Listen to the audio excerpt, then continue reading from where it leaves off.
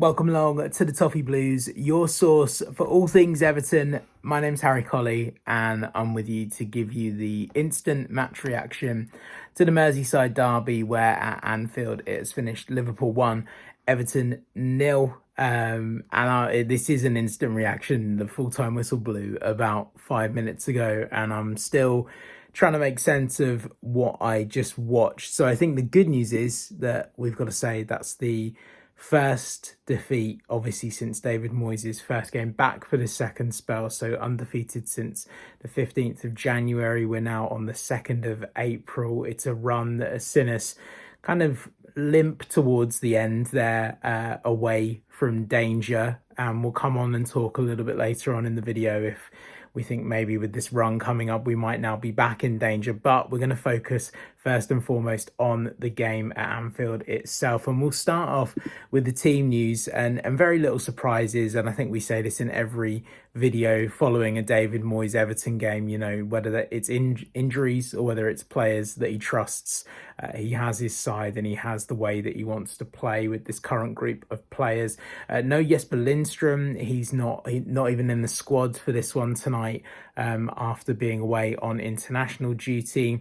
Alcaraz was out on the left again at the start of this game. And the only other observation really from the squad from today's game was that for the first time, I think, all season, we probably had a very decent bench. And that was very much reflected in the substitutions that David Moyes got to make in the second half. And we'll talk about those in due course. But we'll start off with the first half of the game.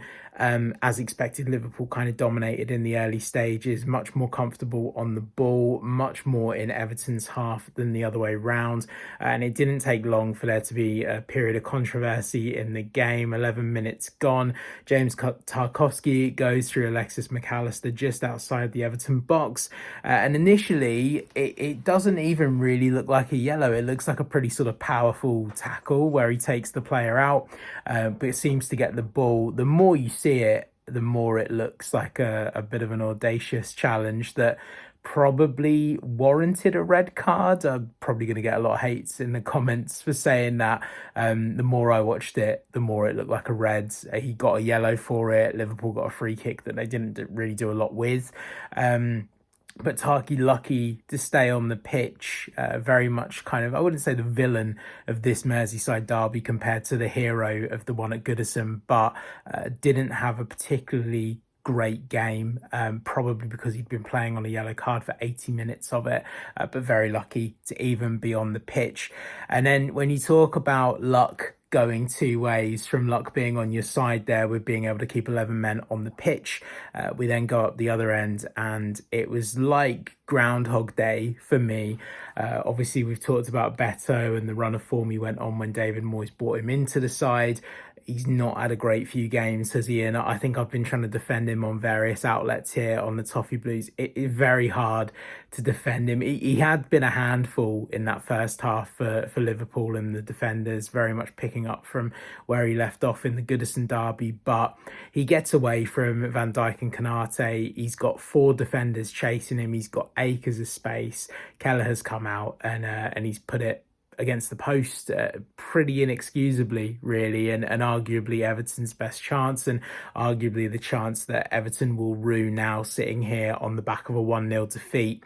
And then the only other highlight really from the first half, which turned into a pretty kind of cagey affair. I think Everton grew in confidence in spells, very much spells, but lacked that kind of clinical edge that we've maybe talked about under David Moyes, that confidence and being able to clinically finish your chances, particularly at Anfield where you know you're not going to get many of them.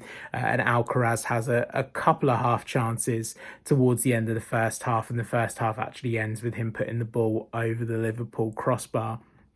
We're unchanged for the start of the second half. And we're going to talk about Jack Harrison, because before Liverpool score the only goal of the game, Jack Harrison has a chance to feed the ball through to Beto. And whether or not Beto would have scored that chance is up for debate based on recent form. However, what is for sure is that he definitely wasn't going to score when Jack Harrison played the ball that he played, which ended up pretty much to the feet of the Liverpool goalkeeper rather than anywhere near the feet of Beto. And then Jota goes goes and scores a great goal. You know, you say that with a bit of a bitter taste in your mouth, but he dances past Everton's defence. He puts the ball past Jordan Pickford. Liverpool are 1-0 up, and really you see an Everton side then deflated. You see an Everton side that probably know at that point that Liverpool are going to dig in and hold on, and you know, not even a case of damage limitation, but more of a they're not going to probably concede at Anfield. But to David Moyes' credit, he does try and change things up. We see Iliman and Dye come back from injury, of course, came off in the previous derby, now returning in this one. Very heavily taped leg, but he gets on the pitch. He kind of shows that he's growing into that game. He's sort of finding his fitness. I think it was a good outing for him, and I'm sure we'll see a lot more of him. One thing is for certain, I hope we see a lot more of him than we do Jack Harrison for the remaining games of this season. But the other positive really from the game tonight was getting to see Broja come back and Schmidt come back towards the end as well. David Moyes had options in that game to try and affect change, and okay, in this game tonight, that change probably isn't, gonna do a lot. But I would say in the coming weeks, with some of these bigger games that we've got coming up in this run that we've talked a lot about, these changes will hopefully impact the game as these players find minutes, and just having options on the bench is going to be a big thing for David Moyes, because he hasn't really had that in the last sort of 10 games where we've been on this run.